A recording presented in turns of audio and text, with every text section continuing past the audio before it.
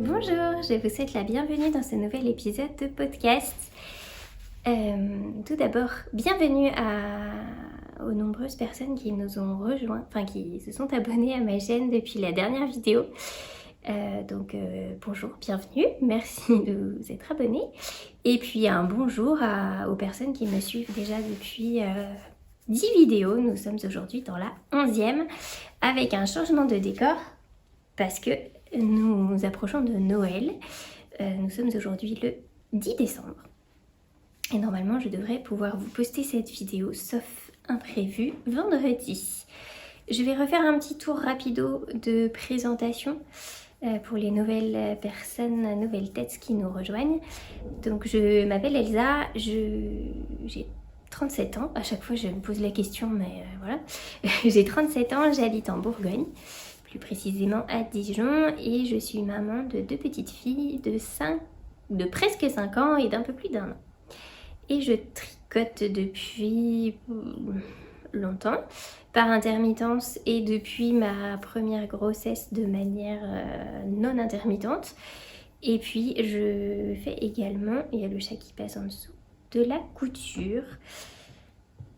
Voilà pour mes loisirs passe-temps. Aujourd'hui, je porte un pull que j'aime beaucoup, qui est idéal pour ces temps-là, parce qu'il fait froid, bien qu'en fingering. C'est le pull iPhone de Yarn Flake, Audrey Borrego. Donc j'avais testé pour elle, c'était quand? Je sais plus, il y a 2 ans je crois maintenant. Oh oui, oui. Donc en fait, il est très chaud parce qu'il est en boucle laine. Ça doit être là où est sans de boucle laine. Donc il y a un mélange de mouton des Monts d'Arrée, je crois, et de mouton d'Ouessant. Donc c'est rustique, hein. Sur ma fiche Ravelry, si vous allez regarder, je vous mets le lien en bas, vous verrez que j'avais noté que c'était rustique mais que ça grattait pas. Bon, ça pique un peu. Enfin, moi je suis assez sensible, même l'alpaga au niveau du cou, et alors là bizarrement il me gratte pas le cou. Bref, il y a des jours où... Alors vous me direz si vous trouvez aussi, mais il y a des jours où j'ai l'impression que mes pulls me grattent plus que d'autres. Alors je sais pas si c'est à cause du temps, de l'humidité, de l'hygrométrie, de ma fatigue, je sais pas. Mais il y a des jours où j'ai l'impression que ça me gratte plus que d'autres. Bref, cela dit. Donc c'est un pull avec vous avez un empiècement en jacquard, un yoke, et un rappel de jacquard sur les manches, et un autre ici, en bas du pull. Voilà.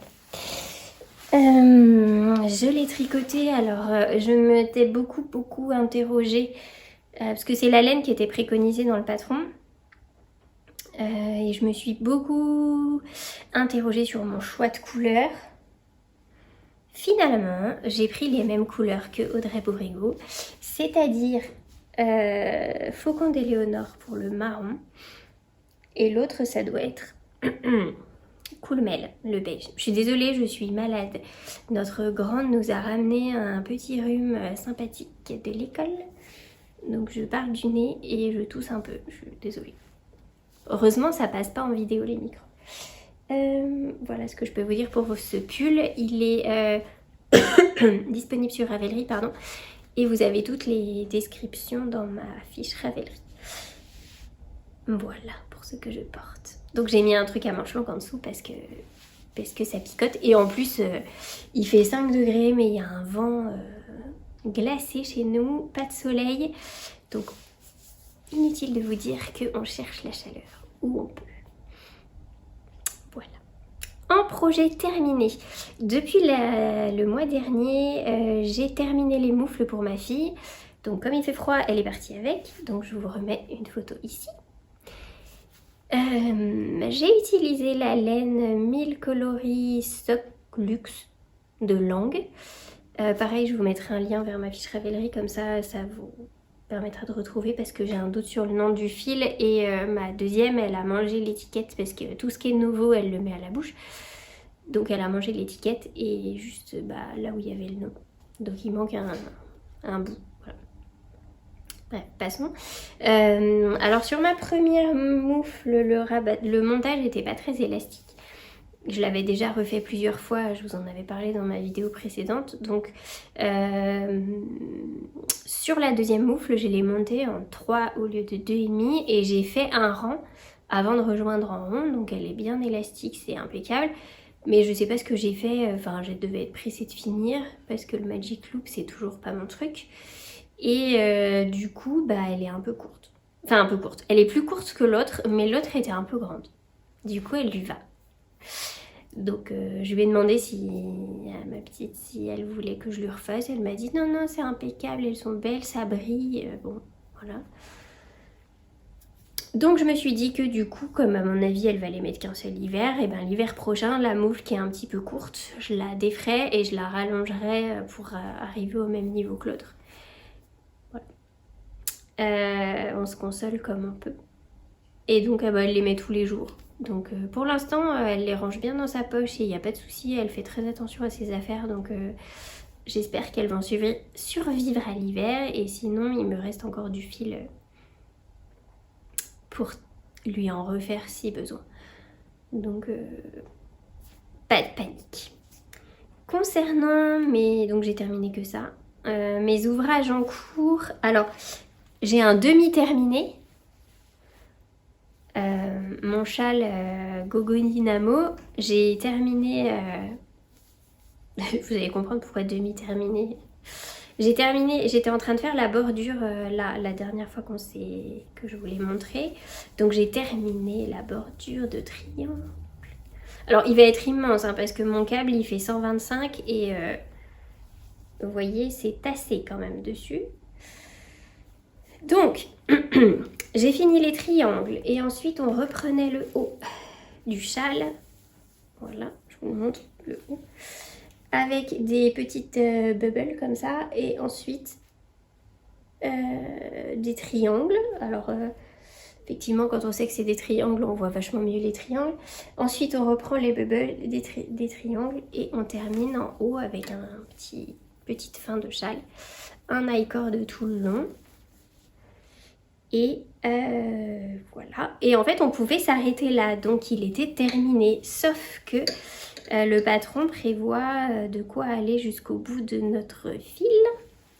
Et moi il me reste quand même tout ça de bleu et tout ça de Purple Rain, n'est-ce pas? Donc je me suis dit je vais faire la deuxième bordure, vu qu'après tout je suis pas spécialement, en fait je suis pas forcément pressée de le terminer parce qu'en fait j'aime beaucoup le tricoter. Alors il y a beaucoup de mailles mais j'aime beaucoup le tricoter parce qu'en fait c'est plein de nouveaux points que je ne connais pas et que j'avais jamais fait, et du coup ça a un côté très satisfaisant pour mon cerveau de tricoter autre chose que du jersey. Donc c'est pas grave, il sera fini quand il sera fini, et voilà. Je suis plus dans l'appréciation du processus. Alors j'aime aussi l'objet fini, hein, mais le processus me plaît tout autant. Donc j'ai relevé les mailles, on relève les mailles sur un high-cord, ça je l'avais pas fait non plus, je l'avais jamais fait. Et là j'ai terminé la première rayure de blanc, et ensuite il faut faire des rayures alternées, un peu comme on a fait au début. On va y arriver. Un peu comme on a fait ici, en alternant jersey en droit et jersey en vert, ici. Et on va remettre, il y a des petits motifs de dentelle, alors je sais pas si on les... Voilà, on les voit à peine là. Je sais pas si vous allez les voir, mais là. Hop, ici, il y a des petits trous. Il y a des jetés là. Voilà. Et donc... oh là, pardon. L'idée c'est de les faire jusqu'au bout. Enfin, d'aller jusqu'au bout de sa laine. Alors dans la mesure où on fait encore des augmentations et que là il y a 600 mailles, je sais pas si j'aurai quand même le courage d'aller au bout de ma laine. On verra. J'ai eu une petite péripétie d'aiguille avec ce tricot. En fait je tricotais avec mes Knit Pro, les jaunes, qui sont très jolies dans cette gamme là, c'est les zingues, je crois. En fait chaque taille a une couleur différente, donc c'est super sympa, c'est très joli. Ce qui avait fait aussi pour le pourquoi du comment, elles ont fini dans ma boîte, dans ma trousse à aiguilles. Sauf que elles sont pas très pointues. Et, hop. Et pour faire ça là, on va y arriver, là, ça, les tiny bubbles, bah c'est un peu serré et il faut attraper des mailles. Bref, c'était la galère. J'ai fait le premier rang et je me suis un peu énervée en me disant qu'il y en avait encore 8 à faire après et que ça allait être compliqué. Donc je suis allée à la mercerie à côté de chez moi et j'ai acheté des Xiaogu avec un câble. Et vous voyez, elles sont bien plus pointues. Hop. Et donc forcément, elles vont vachement mieux. Et le deuxième truc qui fait que ça va mieux, c'est ici. Là. La jointure en fait avec le câble et l'aiguille ici, ça fait un décroché ultra rapide. Parce qu'en fait, les câbles Knit Pro, ils vont... vous avez un seul type de câble par taille, pour toutes les tailles d'aiguilles. Donc quand vous êtes sur des gros diamètres, bah ça va parce que vos mailles elles sont grosses. Mais quand on est sur du 3,25, 3,5, 3,25, 3, 3,5, et c'est galère parce qu'en fait le truc là il est presque plus gros. Donc en fait, en plus de pas être assez pointu, ici ça accrochait, là. Donc fallait que je tire un peu mes mailles comme ça parce que je tricote serré. Et du coup, à force de faire ça, ça finit par desserrer là. Donc vous avez une maille qui se coince ici. Donc il faut réussir à la ressortir, tenir toutes les mailles le temps de resserrer. Voilà, et on est reparti. Et franchement, j'en pouvais plus. Ça m'a gonflé. Donc moi qui pensais qu'une aiguille à tricoter était une aiguille à tricoter, quel que soit... bref, bah non. Voilà, non. Non, pas du tout. Suivant la conception, la matière, et c'est pas du tout la même chose. Et donc, elle est où? Là. Hop. Elles sont bien plus pointues et en fait chez Xiaogu vous avez 3 grosseurs de câbles, S, M et L. Donc ça c'est le S pour standard, donc c'est la taille du milieu. Le M c'est le plus petit pour mini. En fait ça permet d'avoir une jointure qui est beaucoup plus fluide. En fait vous avez une première étape ici et une deuxième et franchement ça change tout. Ça change tout, ça a rendu le tricot bien plus agréable, enfin bien plus fluide et franchement, voilà, c'était top. Du coup, j'ai mis sur la liste au Père Noël des aiguilles Xiaogu. On verra ce qu'il en fait. Voilà, donc je pense que ce châle-là, je vous le remontrerai quand il sera fini. Du coup, je sais pas quand, mais pas tout de suite. Parce que là, en fait, j'en avais un peu marre quand même de faire des grands rangs. Donc j'ai commencé autre chose. Et comme j'en avais marre de grands rangs, moi j'ai commencé des chaussettes qui viennent de ce livre-là, qu'on ne présente plus. D'ailleurs, le tome 2 est sorti. J'attends qu'il sorte 1 en français et 2 ailleurs que sur Amazon. Parce que j'ai pas envie de l'acheter sur Amazon pour pouvoir l'acheter. Même si de toute façon j'ai encore plein d'idées de chaussettes à faire avant d'être à court et d'avoir besoin d'un nouveau livre. J'utilise de la Javol blanche, beige. Ceci qui est de la petite laine, ma petite laine petit pied coloris glycine, qui est le reste d'un pull que j'ai fait. Ça va tout se casser la figure. Et ceci qui est un mini de Arco Iris Yarn. C'était le mini du kit ombrage que j'ai enlevé parce que je trouvais que ça s'accordait pas forcément avec les chevaux principaux. Donc du coup je l'ai enlevé. Enfin je l'ai enlevé. Pour l'occasion je l'ai enlevé pour tricoter des chaussettes. Alors c'est la deuxième parce que vous allez vous dire bah super, elle nous montre 6 rangs de côte. Wouhou! C'est clair que c'est top. Donc non, j'ai fini la première, j'ai pas mis longtemps, j'ai mis une semaine. Parce que en fait, c'est hyper addictif et ça avance vite. Voilà la bête. Donc ce sont les chaussettes, enfin c'est, parce qu'elle est toute seule, la chaussette Midnight in Zermatt. Minuit à Zermatt en français. Donc de Charlotte Stone, du livre Chaussettes de Pop à tricoter. qui se tricote du coup du haut vers le bas avec ce jacquard qui fait penser un peu aux montagnes. Donc c'est pour ça que j'ai mis du gris foncé et du blanc pour faire des sommets enneigés. Le talon, alors je l'avais jamais fait et du coup il rend la chaussette un petit peu plus large que ce que j'ai pu tricoter jusque là, mais ça va quand même, hein, pas de panique. C'est un talon qui est en fait en espèce de côte brisée. Hop. Voilà, qui rend bien et qui du coup a l'air plus grand, mais qui est super moelleux. Et ça va vite à faire parce que en fait vous avez un grand jacquard sur le pied, là, qui reprend les motifs du haut. Mais du coup en fait entre ici et le début du jacquard il y avait 20 rangs, 22 pour être précise. Donc ça a été super vite. Et je les trouve très belles. Voilà, donc serait-ce le retour du violet dans mes tricots peut-être. Mais non, je les trouve vraiment très belles. J'espère que ça ira à l'écran parce que alors la lumière est en train de... Il est 14 h, mais c'est terrible. Il fait très très sombre. Voilà pour mon demi en cours. Hop. Et en cours de tricot, j'ai encore 2 trucs. Parce que comme le châle, j'avais plus que ça. Enfin en fait non, j'ai pas plus que le châle. Mais... Je voulais me faire un bonnet. Parce que j'ai un bonnet, mais je voulais m'en faire un autre parce que mon bonnet est un peu... Excusez-moi. Hop. Voilà. Instant, je me mouche discrètement. Je sais pas du tout ce que ça va donner au montage, donc possible que vous me voyez me moucher. Bref, je voulais me faire un bonnet, donc j'ai pris de la R de Drops qui me restait d'un gilet que j'avais fait. Il me restait 3 pelotes.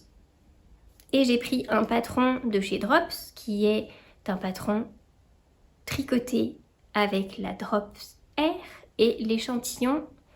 Le mien est catastrophique par rapport à l'échantillon donné sur le modèle. En fait, ici, là, si mon échantillon était bon, je devrais avoir 12 cm. J'en ai 8.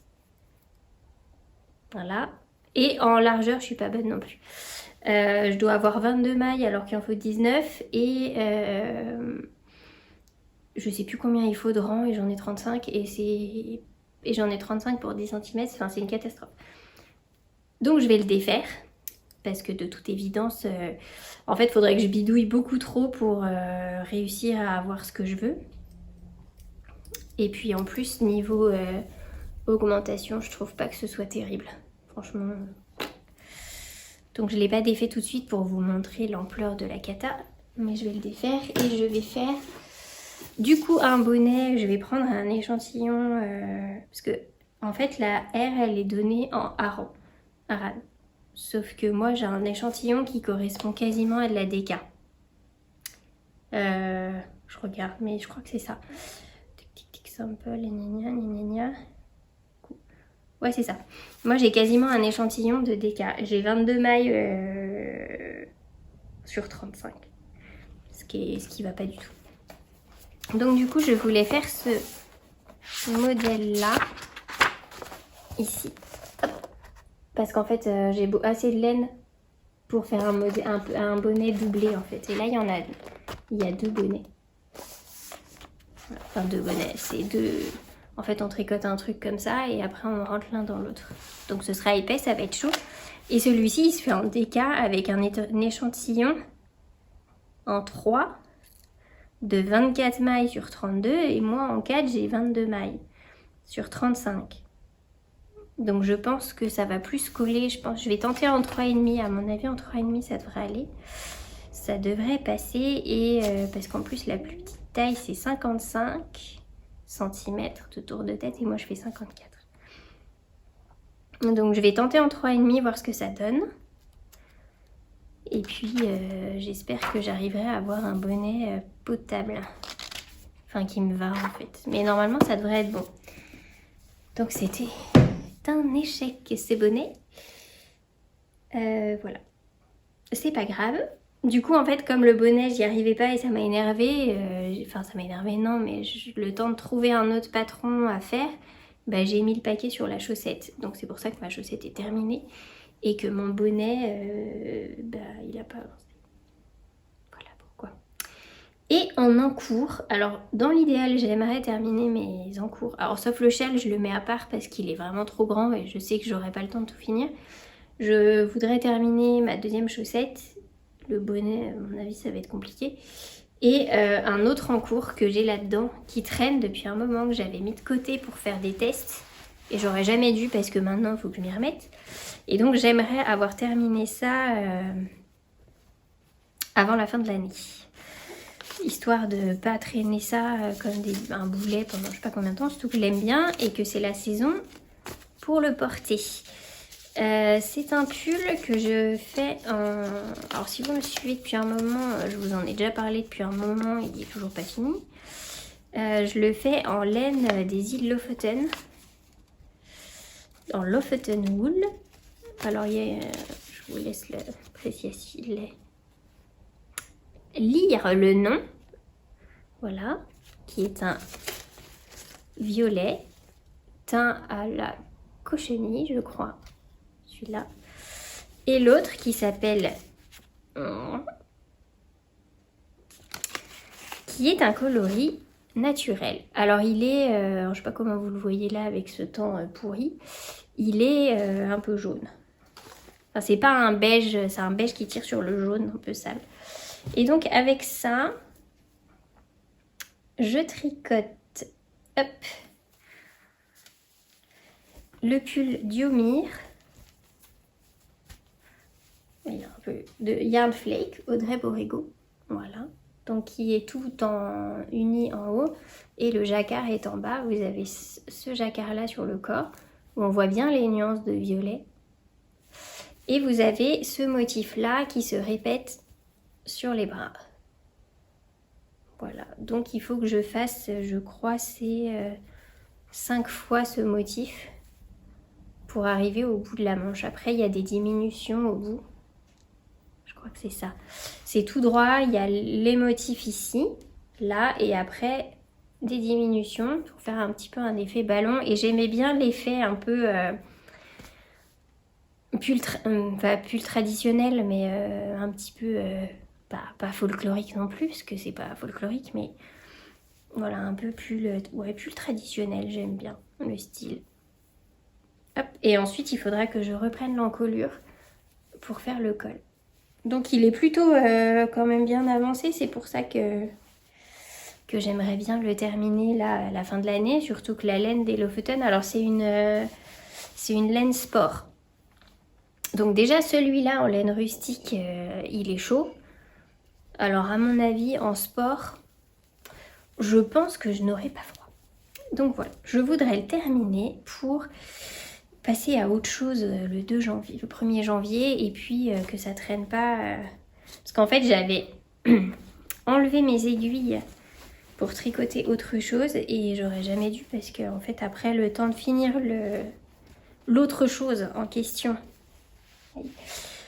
et remettre ça sur mes aiguilles, retrouver où j'en suis, etc. et ben ça m'a pas... il a fallu s'y remettre, enfin faut s'y remettre et c'est beaucoup plus stimulant de faire des nouveaux projets que de se remettre dans un ancien, surtout qu'il y a plein de beaux patrons qui sortent pour les fêtes, etc. Et du coup, faut s'y mettre. Donc bon, on se reverra dans un mois, et dans un mois, on verra si j'ai réussi à terminer, le terminer. J'aimerais bien. En couture. Alors couture, c'est un vaste sujet parce que en fait j'ai préparé pas mal de choses, mais j'ai rien cousu. Enfin si, j'ai cousu un truc. Je vous avais parlé dans ma dernière vidéo de ce pantalon où je voulais faire une toile, enfin où j'ai fait une toile version short pour voir quelle taille il fallait que je prenne pour réussir à l'enfiler. Donc c'est le pantalon Arlo de Jolie Lab. Et donc ma toile, ça allait pas du tout, il y avait trop de matière partout. Alors je vais peut-être vous mettre une photo de comment il allait et vous allez voir un peu le drame. Déjà mon tissu était un lainage qui pique, il était trop rigide et trop grand. J'avais fait taille 36 parce que j'avais pris toutes mes mesures et je m'étais dit mais le 34 je vais jamais rentrer dedans. Le 36 c'était vraiment beaucoup trop grand. Enfin beaucoup trop grand. Non mais vraiment grand. Donc je l'ai refait en taille 34. Dans le tissu que j'avais acheté pour faire le pantalon, qui est un velours. Alors il est noir donc vous allez probablement pas voir grand chose. Et il a pris plein de peluches. Qui est un velours côtelé. Noir, velours côtelé, luminosité pourrie. Qui est un velours côtelé que j'ai acheté au Coupon Saint-Pierre. Donc voilà ce que ça donne. Pareil, j'essaierai de penser à vous mettre une photo portée parce que pour le coup, celui-là, il va vachement bien. Enfin, il me va en fait. Pas trop grand, pas trop petit. Il va bien. Et voilà. Alors au début, je l'ai porté en retournant l'élastique. Ouais, il est vraiment plein de peluches. Je l'ai porté en retournant l'élastique parce que c'était plus ce que j'ai l'habitude de porter en termes de hauteur de taille. Et puis en fait, à le porter, l'élastique s'est remis dans le bon sens et du coup, en fait, c'est confortable. Voilà. Donc j'ai fait la version avec poches qui là sont camouflées. On les voit ici. J'ai mis un tissu avec des petits oiseaux, un reste que j'avais de tissu petits oiseaux.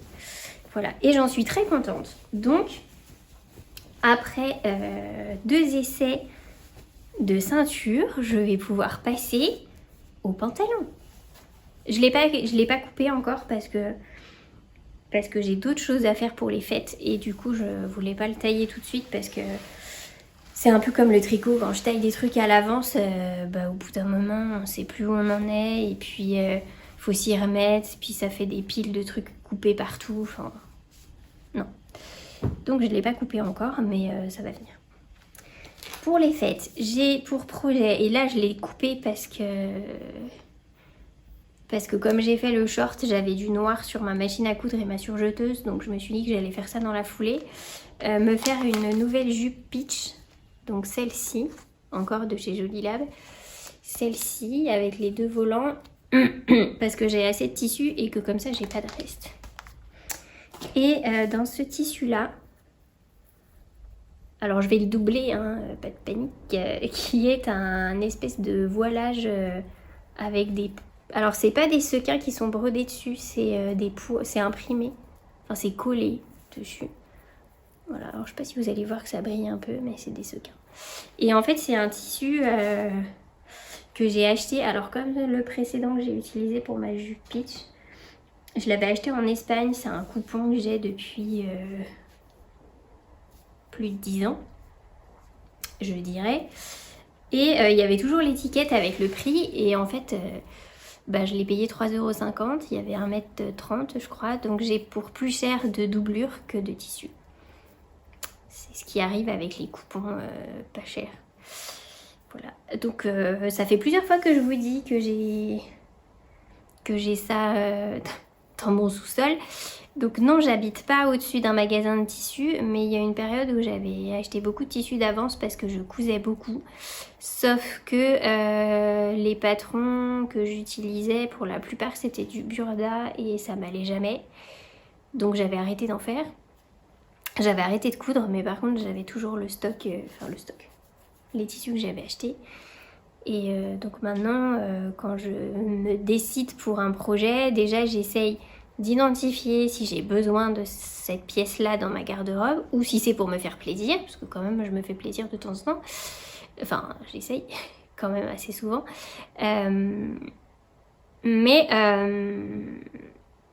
Et aussi, j'avais perdu le fil, de trouver des patrons qui me vont en étudiant les mesures, les tombées sur les lookbooks et tout ça pour essayer justement de trouver quelque chose qui corresponde à ma morphologie, qui corresponde à mon style, parce que les soucis que j'ai eus c'est qu'il y avait des trucs que je trouvais jolis mais qui en fait n'allaient pas avec ma morphologie, correspondaient pas à mon style et du coup je les ai pas portés alors que j'avais passé du temps à les faire, ou et que j'avais pas forcément fait de toile avant pour me rendre compte que ça n'allait pas.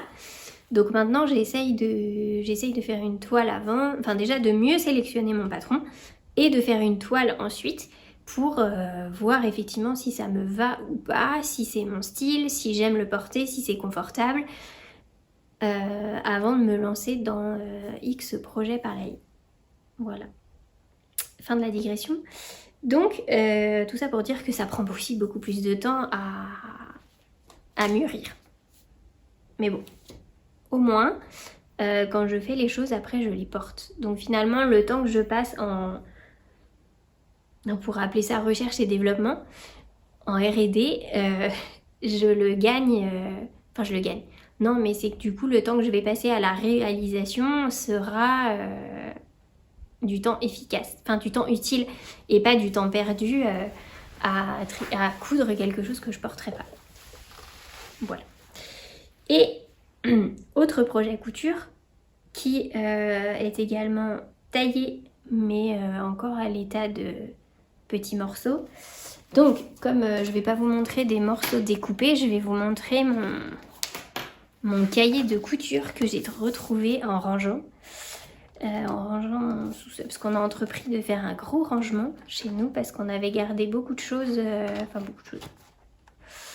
en attente de savoir si on allait des meubles, de savoir si on allait les réutiliser quelque part dans la maison, des matériaux en se disant quand on aura fini nos travaux, on verra, peut-être qu'on en aura besoin avant de finir. Là, on a terminé nos travaux, donc on fait de la place parce que tous les au cas où qu'on garde depuis qu'on a aménagé, donc il y a 8 ans, on s'en est pas servi. Donc c'est qu'a priori, il y a des chances qu'on s'en serve jamais.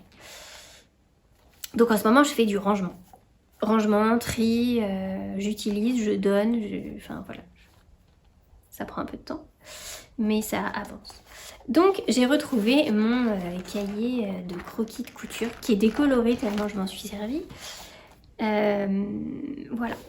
Donc pour ma grande, j'ai prévu et découpé une robe inspiration Reine des Neiges. Ah oui, elle va avoir 5 ans, ça s'invente pas, c'est Reine des Neiges. Donc j'avais acheté ce tissu là au départ, c'est de la panne de velours. Parce qu'en fait je voudrais faire un déguisement mais qu'elle puisse enfiler toute seule, ou elle soit autonome pour l'enfiler. Parce que le but c'est qu'elle puisse le mettre et l'enlever quand elle a envie. Donc j'ai pris de la panne de velours parce que c'est élastique. Et en plus ça grandira un peu avec elle en même temps. Et donc j'avais acheté celui-là et je me suis plantée quand je l'ai acheté, j'en ai pas acheté assez. Donc mon compagnon y est retourné mais il l'avait plus. A priori il y a une épidémie de robes Reine des Neiges pour Noël. Donc il a acheté cette couleur-là. Donc je l'ai utilisée pour faire le haut et puis une espèce de surjupe sur le bas. Donc ça c'est découpé. Avec ça, j'ai prévu et entoilé une couronne, enfin un diadème, donc sur le devant et derrière je vais mettre un élastique pour que pareil elle puisse le mettre toute seule. Donc ça en fait ce que je ferai je pense au mois de janvier, je vous montrerai en vrai ce que j'ai fait, parce que ce sera fini vu que c'est son cadeau de Noël. Et comme ça je vous montrerai autrement que sur un carnet. Et donc ça c'est pour la couronne. Et je verrai si je couds des petits sequins aussi ou pas. Et donc j'ai prévu de lui faire une cape. Alors elle sera plus courte que ça parce que j'avais pas assez de tissu. Ce que j'utilise c'est du velours bordeaux. Qui à l'origine j'avais acheté pour rhabiller un fauteuil. Et en fait je trouve que la couleur est trop tristoune pour la mettre dans mon salon. Donc je vais l'utiliser pour faire une cape qui sera a priori... qui lui arrivera à la taille ou sous les fesses. Avec une capuche. Donc c'est pareil, ça je l'ai découpé et sur le tour, donc sur le bord de la capuche, sur le devant et en bas, je vais mettre, attention les yeux, ceci qui est un galon doré qui vient de chez ma maman parce que ma maman a des vieux trucs, non. Je vais reformuler. Elle a récupéré de ma grand-mère, de sa tante, qui faisait de la broderie et de la couture, pas mal de choses. Et en fait, comme ses amis et autres savent qu'elle fait pas mal de couture et de travaux manuels. Quand ils ont, suite à un décès ou autre, des galons, trucs de couture qui peuvent être utiles, ils les proposent à maman. Donc elle les garde. Alors pas tout, mais pas mal. Et du coup, ça resserre quand ça resserre. Alors ça, honnêtement, à part sur un déguisement, je sais pas trop où est-ce qu'elle aurait pu l'utiliser. Parce que même là, aujourd'hui, qu'il fait pas beau, vous voyez que c'est quand même bien... Ça brille. Voilà. Donc je vais mettre ça dessus. Elle sera contente, ça lui fera... ça fera du brillant. Voilà. Donc j'ai un peu de boulot, comme vous pouvez le constater. Parce que ça, il faut que ce soit terminé... En fait, il faut que je l'ai fini avant les vacances parce que après, elle sera à la maison avec moi et à part coudre le soir, je pourrais pas faire autrement. Et le soir, même si on les couche tôt, moi je me couche pas tard non plus. Donc j'ai pas envie de... Enfin, je vais pas coudre toute la nuit jusqu'au 23 décembre, 5h du matin. Donc il faut que je m'y mette sérieusement. Tout est prêt. Il n'y a plus qu'à. Et en fait, quand je faisais des costumes de danse, je créais des patrons. Enfin, je prenais des patrons de base et après, je les bidouillais un peu. Et là, en fait, ce que j'ai fait... bidouiller, c'est un bien grand mot. C'est que j'ai pris un patron de t-shirt parce que c'est ce que j'arrive le moins à faire. Les bas, ça va. Mais le t-shirt, pour avoir les bonnes aisances sous les manches, etc., c'est un peu compliqué. Enfin, un peu compliqué, c'est... Enfin, faut se pencher dessus, mais là, j'avais pas trop le temps et c'était pas vraiment le moment. Donc, j'ai pris un patron de t-shirt et après, j'ai découpé en fait un rond, alors 2 demi-cercles, dont la circonférence à l'intérieur, là, j'ai fait un trou, est égale à la circonférence du bas du t-shirt. Je sais pas si vous avez suivi. Bref, ça m'a demandé un peu de géométrie, de calcul, de périmètre d'un cercle. Et en partant du périmètre du cercle, de retrouver le diamètre et ensuite de retrouver le rayon pour pouvoir découper mes cercles. Voilà. Donc si ça vous intéresse, je vous expliquerai un peu plus en détail dans ma prochaine vidéo comment j'ai fait. C'est pas très compliqué, ça prend juste beaucoup de tissu. Et ça demande d'avoir une calculatrice quand on est comme moi, pas très chiffre. Donc voilà pour les projets couture du moment et qui vont quand même bien m'occuper jusqu'aux fêtes. Donc je pense pas revenir vous faire de vidéos avant Noël parce que c'est dans 14 jours, tout pile. Donc non, j'aurai pas le temps. Surtout qu'après, voilà, les vacances, il n'y a pas école, il n'y a pas de crèche. Donc du coup, ça veut dire 2 enfants à la maison. Donc ce sera pas possible. Donc je reviendrai vous voir en début d'année prochaine, en janvier, je pense vers la mi-janvier. Et voilà.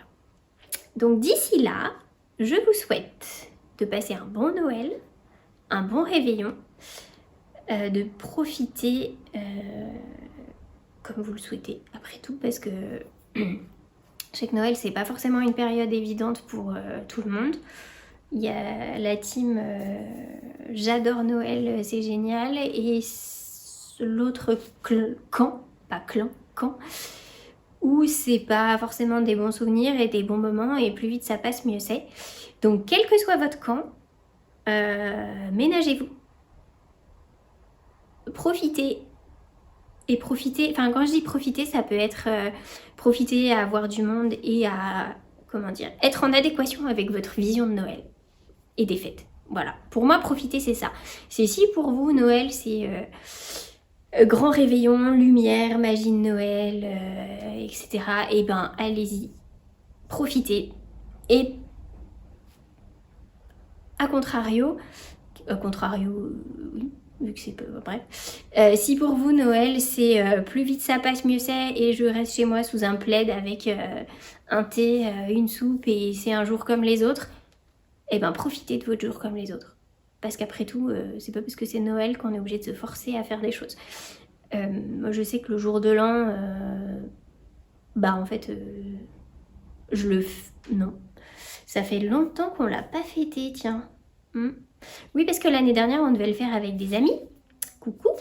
Et leur fille avait... Qu'est-ce qu'elle avait? Elle avait une bronchiolite. Et comme nous, la petite avait 3 mois, on leur a dit, bah écoutez, non, on va éviter... de faire... non. Non. Donc, on a fait un jour de l'an plus tard. On a dû faire une raclette un mois après pour faire le jour de l'an, mais se dire à tout prix, ce soir-là, il faut faire la fête et il faut que j'ai envie de faire la fête, bah...